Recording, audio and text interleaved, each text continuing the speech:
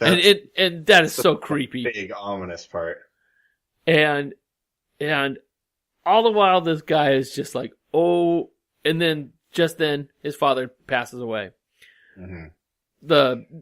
The staff comes in and he probably went to heaven. He confessed at the very end, right? Well, we'll see. This is some pretty ominous stuff. So he passes away, and our main character follows his father's dying wish and goes to this house and gets looks into like a dilapidated or like not upkept for 20 years type of house. Yeah. No one's lived in it. Yeah, it's very desolate. Whatever. And then also this is kind of a cool little thing, and I didn't quite get it when I first read this. I've read it once, twice now, and we learn a little more about our main character because he's in the house, and there's a shadow that walks past him, and then this whole sequence is really cool because he's in this house by himself, but he's talking to himself. Yeah, but he's talking about how he goes crazy, and like it almost seems like schizophrenic, where he hears voices or sees things that aren't real. And he even talks about how, oh no, I missed my medication today. And so we see him as like, oh, you know, if his father was crazy, maybe he's crazy in a similar kind of way. At least that's what I was thinking. Right. And if you look closely, you can almost see faces in the shadows too. Oh yeah. Yeah. The art good. Yeah. When he goes down the stairs, you see a face looking back at him, and like a pile of rags and an old tennis racket looks like a body underneath something, and he's like slipping and sliding. The kind of thing that like a normal person would see that kind of stuff too. Yeah, you know? Like you would be. Like, it's a scary old house. It doesn't have to be a crazy person to like be in this creepy house with the lights off and have to like crawl through a crawl space, you know, tear down part of a wall to go through a hole and not start seeing shadows jump at you. Yeah, so he sees some shadows all the while his the water in this house is not conducive to him taking his pill. He has a watch that tells him when he needs to take these pills to mitigate the circumstance or the symptoms of his delusional stuff. And he knows he has these problems. He takes a pill. He carries a little pill box with him, and he pops one of these pills when his watch tells him to. And his wife also follows that same timing, and she calls him. His cell phone rings, and she says, "Don't forget to take that pill." And he's like, "I'm on it." But on it. He can't take the pill because the water in this house is so yucky. So he's like, "Well, I'll take the pill later." And so we go deeper and deeper into this his dementia. He has the same thing his dad might have had. Yeah, and we don't know schizophrenia. What dad had, you know, so it's like whatever it could be. We don't know. It's a double. We don't know. Yeah, so he has a couple different conversations with his self as he's walking through this house. He sees himself in the mirror, and the mirror image is doing different things than his face is doing, than his real image. So that's like talking back to him. That is so scary. When they do that in like movies and stuff, that's scary. Oh yeah. So he makes his way down to this basement, and like James says, he breaks open this drywall and gets into Have you ever had that happen to you, Larry?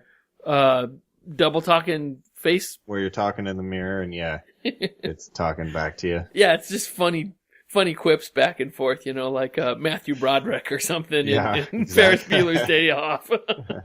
Like Bugs Bunny looking in a mirror. Yeah, it's the Harpo brothers. It's perfect. But this is the page. Scary. This is the page that doesn't work for me. So he rips off this drywall, looks into this crawl space, and James is going to take it from here. Wait, I'm not on the right page. I thought this was pretty brazen of him. Like All right. I don't know where the crawl space is, but there's just one tiny little crack up there. Yeah, He's and then he just tears open the wall. And it just pops open in a big 4x8 sheet of plywood or whatever it was. Yeah, Larry knows what kind of, what it takes to cut through some drywall. Yeah, well, I don't think there's no 2x4 studs there. I don't know if this is code. Anyhow, grandfathered in. He finds himself into this crawl space, and it's like a dirt tunnel. Right, that has to crawl into. Everybody's got one in their house. He sees a box at the end of the tunnel. Yeah. What's in the box? What's in the box? What's in the box? I love what's in the box because they changed the art here. I thought this was really funny when I read this originally. I thought this was very funny. I didn't even notice, but yeah. That's crazy. I was just so focused on the plot, I didn't even notice that. The box is filled with 70s skin mags. Yeah. Which was it's like, oh, my dad tricked me. He made me think that it was something creepy, but it's just pornos. He made me do this whole adventure and wasted. But he still has to open the chest. This is so neat though, cause it throws you off. It does throw you off, but this it also makes it creepier when you find out later. Yes, but this moment, next panel, this moment of his I don't know, it's just a fun ha laughing. It's almost like a comic relief moment. Yeah, he falls over backwards. He's laughing so hard. Well, because he was so scared, and now it's like, oh, phew. It's relief. It's absolute relief. There you go. He's rolling over. He's laughing his head off, and he rolls into the chest. No, he's already opened the chest. He rolls into a pile of bones. Wait. There are heads and you can see rib cages. It's all bones. Yeah, but he doesn't realize that. He doesn't realize it. He's still having we see it just from the bird's eye view picture, and he's looking up. Yeah, so he's just in this. He's just laughing and laying. He lays back into a literal pile of skeletons. Yeah, but he hasn't opened the box. The magazines were just on the outside. Right. Inside the box is the creepy thing. He opens it up and he sees these little. It almost looks like a voodoo doll. Yeah.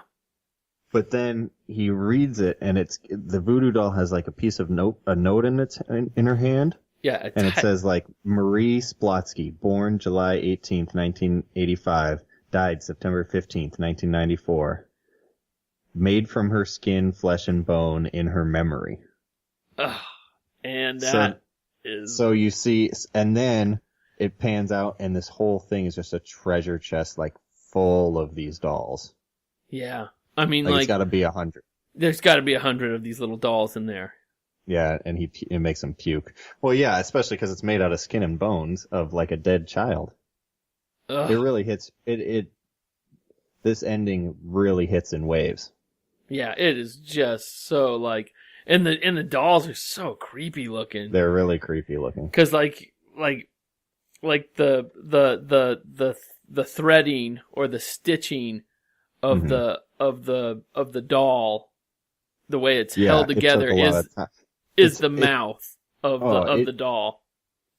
It's one thing to just kill a lot of people.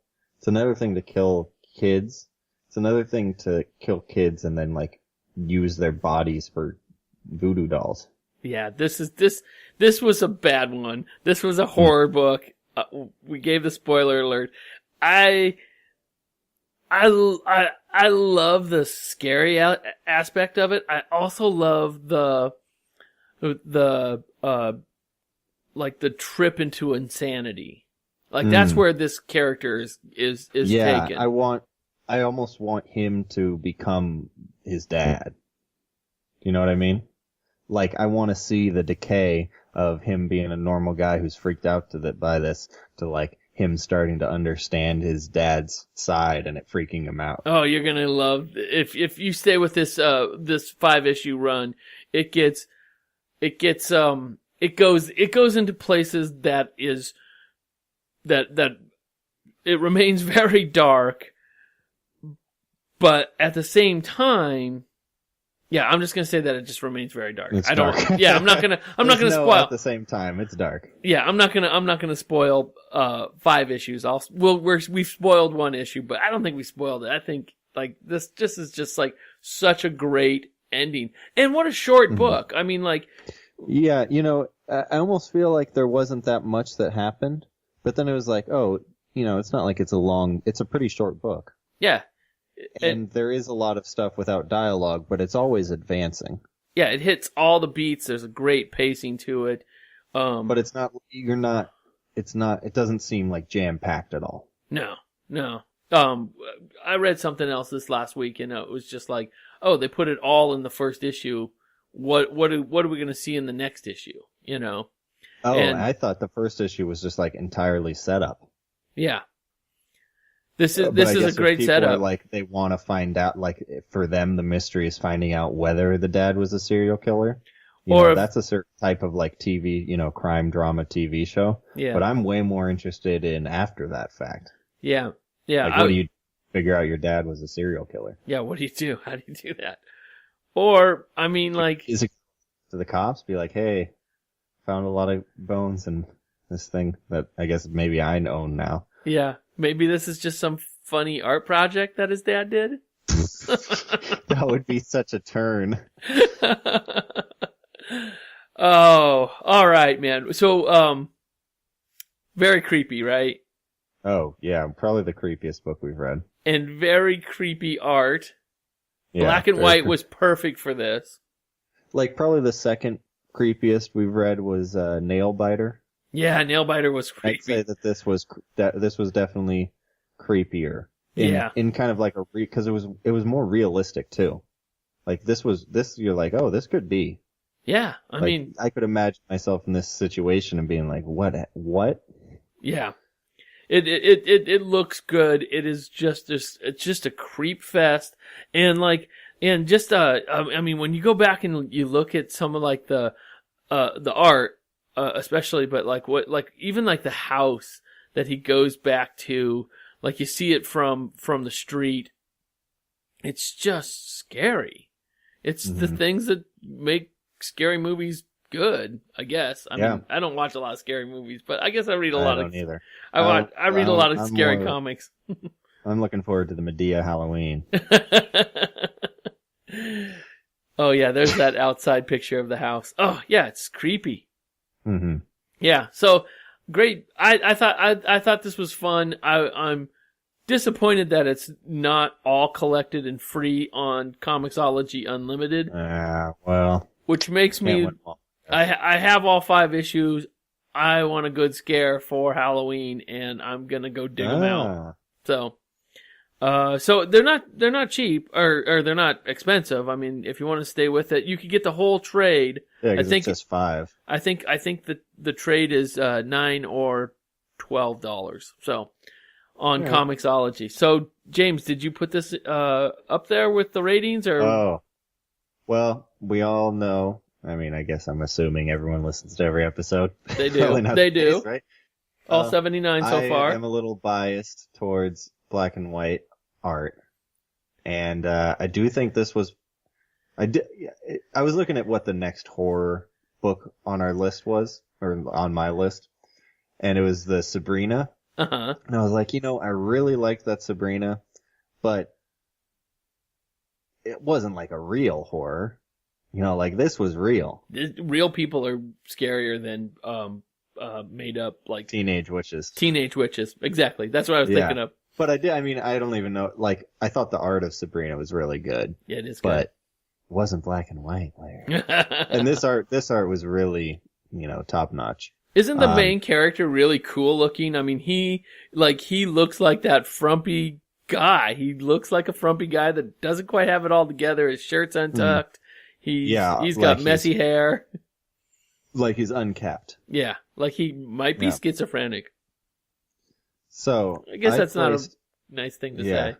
Well, I think there's enough clues that kind of lead in that direction. Right. But I'm not a psychiatrist. yet. All right, so I placed Echoes as number 4. Holy right moly! above Man of